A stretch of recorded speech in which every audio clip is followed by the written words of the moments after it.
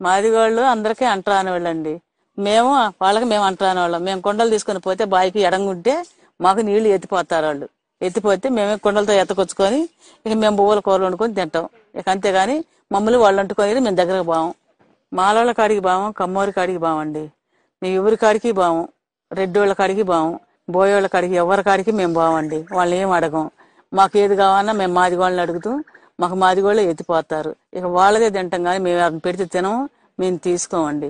రంగం దేవాలం కదా, మాకు అడ్డబొట్టు ఉంటది కదండి. మేము మాదిగోళ్ళు కనుక కొద్దిగా ఎక్కువ కదండి, మరి వాళ్ళకి మాకు కొంచెం భేదం ఉంటుంది కాబట్టి ఆ భేదాన్ని బట్టి అన్నం తినం, గింజలు అయితే అడుక్కుంటాం.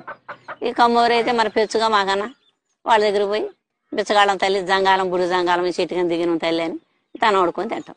దక్కరోడికి మనకి తేడా లేదా? అమ్మ ఒక మొద పెట్టమంటారు, మంచిలు పోతే తాగుతారు. రైతింటికి పోరు, ఎవరింటికి పోరు, మన ఇంటికి తప్పనేసి ఎవరు ఎలా పోరు.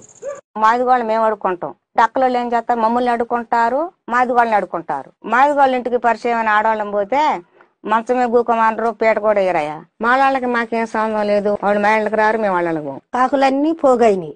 కాకులన్నీ పోగైనాక ఇక ఒక కాకిని పొడిచినాయి. ఒక కాకిని పొడితే ఆ కాకి వెళ్ళిపోయింది దూరంగా. వెళ్ళిపోయినాక ఇక ఆ కాకిని ఏమన్నారు, మాల కాకి అని దాన్ని విమర్శ చేశారు. ఇక ఆ కాకి గెలవలేక అదంతే దూరంగా ఉంది.